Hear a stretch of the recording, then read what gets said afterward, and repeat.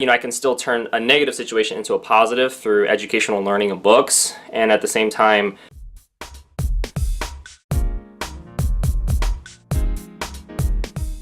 hey, it's Lance McGowan here, and today I'm going to cover part 2 of he used my past against me to discuss my YouTube channel. So boom, this is an email I received. If you want to check out part 1, make sure to do that, and there's also going to be a part 3 because it's the saga that keeps continuing. And so just to give you a little recap of the first video, I met with a marketing ad person that I met at a networking event. We met, he sent a follow-up email, and then we met again. It got a little heated during the discussion, you know, just tension, you know, like elevated voices, no curse words, nothing like that. And we just weren't seeing eye to eye, you know. And this is his recap of what he thought should have happened or not happened. And then I have a rebuttal. And then he sent another email, which is video number 3, and then I had a rebuttal, and then it's pretty much fizzled out after that. Okay, so here's what he said after we met for the second time. He says, "Hi Lance. I want to work with you, and I know that together we could achieve great things. After the last 2 meetings, I get the impressions that you meet with a number of marketing agencies to discuss marketing ideas. You said this yourself, yet you haven't really moved toward retaining an agency in the past, with the exception of the guy that you didn't have to pay. Since then, the guy that you didn't pay lost interest and is no longer working with you. Shock! Exclamation point. First of all, we agreed upon not payment, and it was I that was investing in the marketing costs. So that was the deal. Just to give you a little context, but this individual used that against me. Like when people use your past against you, what's up with that? Anyways, and take stuff out of context. He says, so my concern is giving advice only to have you implement the best of the advice on your own without having to retain my services. Welcome to my YouTube channel. I have 1,600 plus videos that I give out about the best information I can find from myself, from my clients, from others, totally for free to people. All they got to do is watch the video and choose to implement it in their life or not, regardless if I'm in their life or not as their enroller or mentor or whoever. And I do that because I just enjoy it. I like teaching. I like learning stuff. Like, that's why I do it. So anyways, this individual clearly didn't feel the same way when it comes to marketing stuff. Alright, here we go. He says, if you think I'm reluctant to give advice and tactics to you, ... Yes. I'm now very apprehensive. Unfortunately, I think that if we did form a business relationship, I feel as though I would not have to hold my cards. He says, I feel as though I would have to hold my cards close to my vest at all times. I don't want a relationship like that. I want a normal business relationship that you pay me a retainer and I help plan and implement your marketing. Nothing less than this will do. I'll take demanding for 500, Alex. Ding, ding, ding. Double jeopardy. One of the main reasons I ain't go with him. Just keeping it real. Okay. He says, $700 was a small price to pay for my services, and that was per month, and experiences, but you were reluctant even with that low fee. So, with that in mind, I take back my offer of a retainer of $700. He getting an attitude. You notice that? He's a little, you know, he was at like a 3 or 4 in the first email, and he going up to like 6 or 7. And it's just like, all right, you doing takesies, backsies now, and you getting kind of loud, using my past against me. These long emails. What? You need some conflict resolution. Speaking of that, shout out to How to Solve Your People Problems by Alan Godwin, a very valuable resource learning about reasonable people and unreasonable people. There we go. Now back to our regularly scheduled video. Okay, so let's continue. He says, if you feel that you could use my services, then please consider the offer of $1,200 that I normally charge for retainer. This is payable in advance, monthly, beginning at the 1st of the month. I will of course send you an invoice that simply states, for marketing services rendered. Oh, thanks. Appreciate you hiking it up $500 just for me questioning and trying to get a little more value on the front end. Okay, that's cool, you know. He says, you could really use help, and $1,200 is cheaper than hiring an assistant. I know that I could get you where you need to be. Wait, no. He says, I know that I could get you to where you need to go. But like I said before, I have to feel confident that you're in it as well. Well, I'm not with that attitude. Here we go. He says, if you'd like to move forward with the retainer, please let me know. Otherwise, it was a pleasure getting to know you. And best wishes.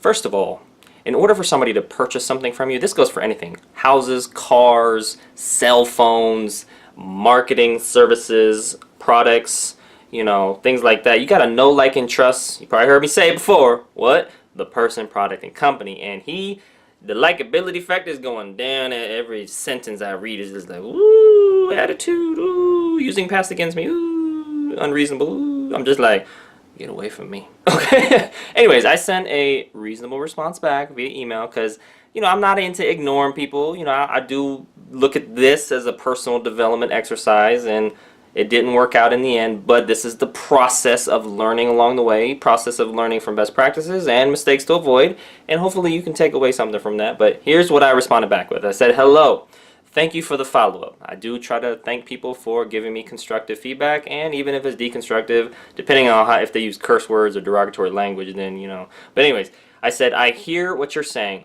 but, number one, I do not appreciate you drawing inaccurate conclusions about how I would use information from our meetings, since that is speculative. That's true. It is based on hypothetical information and not based on any facts.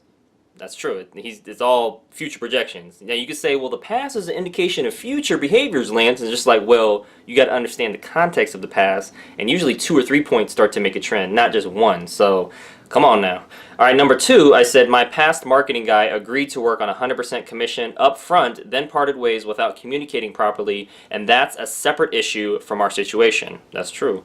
Not all business partnerships work out long term. I'll tell you what, it's like, you know, marriages in some cases. You know, 70% of marriages end after 40 years, according to John Gottman, who's a marriage expert. So when you look at business relationships, I don't know what the numbers are, but probably ain't good. And I did meet with a business lawyer one time, and he said most business partners don't do like a business prenup where they define roles and responsibilities, where they set a start and end date, and where they have a buyout option. So he says that's like the mistakes that business people make in general, and I would say yes, I have not done that with any of really my business partnerships. It's been more like verbal stuff, like, hey, let's partner with each other because you got some skills or complementary skill sets. Let's see where it goes. And then it's just kind of like, and we work out issues as they arise, not just something formal on the front end, but, you know, I keeping, you know, all this in mind, and, you know, this, and then when I get attitude up front, it's just like, it seemed like it was a power struggle. You know, the whole time it's just like it was just him wanting to have his way, and it's just like, look, dude, like, I'm really easy to work with, but at the same time, I don't take any BS or people trying to control me. So let's you know, come on now. Okay, and then I said, so using that against me, you know, the whole past situation, without understanding all the differences seems unreasonable. That's true. It does seem unreasonable. Unreasonable means you focus on being right and winning, and you focus on the problem, and, you know, typically the person is the problem. Versus reasonable means you try to focus on the truth, seeking understanding, and finding solutions. So that's how reasonable and unreasonable are defined, as Alan Godwin talks about in How to Solve Your People Problems. Link will be in the description for Amazon as well, so you can check that book out. Or if you've already gotten it from, you know, my link, hopefully you can relate to this stuff even better. Then I follow up and say, all I'll leave you with is one example. See attachment. If you are open to reason, of transparency that another marketing company provided me with up front. So I was talking to another company, and they gave a case study, which is very detailed, and yet it was like a best case scenario for them, and it really worked out for that individual where they made a lot of money, both parties. But still, it was just like, you know, the level of transparency and data and information they provided on the front end was admirable. And it was definitely opposite of what this individual was doing, which shows that it's not a good fit for this individual. He got really defensive, and I'm going to talk more about that in the part 3. And then I said, which helps me see, with regards to the other marketing company that provided this case study, number 1, their game plan with a past client. That's helpful, you know, past precedents or testimonials type of things. Case study, basically. Number 2, what quantitative and qualitative results they produce. So not just the numbers, but, you know, what was their impact on people's lives? And then number 3, how they were non-defensive in their approach. My goodness. Yeah, they actually reached out to me on LinkedIn. That's how they found me, and then I had a phone call with the owner, and we just talked a little bit. And it comes down to what's your marketing budget and how long you're going to stick with it and work with them, give them access to stuff. That's pretty much what it comes down to. And so I, didn't go with them. I didn't go with this guy. And you may be like, well, he proved his point. You talk to a lot of marketing people, and it's because I need to know, like, and trust the person, product, and their company before I make a purchasing decision. Jordan Belfort talks about that. It's called the 3 10s rule. The person, product, and company need to be a 10, 10, and 10 in your mind before the action threshold lowers and you make a purchasing decision, whether that's a product, a service, or whatever it is. And so that's understanding sales psychology, and I understand that very well, and I apply that to a lot of situations. And so if I don't like I said, his likability factor was going down the whole time, and it's still going down. Like, you can't see it under the thing here, but it's still going down, especially in the third email he sent. Whew. Anyways, I said, in the meantime, the Expert Secrets and .com Secrets books are on the way, and I plan on reading them in the next month, and I appreciate you for suggesting them to me. So yeah, that was one good positive thing to take away from this interaction and situation. And when we met, he recommended a couple books, .com Secrets and Expert Secrets, which I'm going through now, which talks about sales funnels and being an expert. There's actually a Network Marketing Secrets one that Russell Brunson came out with too. So I'll have more information in those description below. So you can check those out and have those resources too. So my point is that I can still turn a negative situation into a positive through educational learning and books, and at the same time, it's something that you can learn from too, best practices, maybe mistakes to avoid. And this isn't the end. This isn't the end. Make sure to watch part 3. I'm gonna summarize some more stuff and go over the conversation of his next email and my rebuttal. But otherwise, that concludes today's video. Thank you so much for watching. Make sure to hit the like button if you did. Share this video with somebody that would benefit from it. And most importantly, check out those links in the description below. Lots of great resources down there for you if you're looking to do a part-time business, a full-time business, whether it be network marketing, whether it be affiliate marketing, whether it be just a mom and pop shop, whether it be online business, whatever you want to do. I think all these resources are just very beneficial and helpful.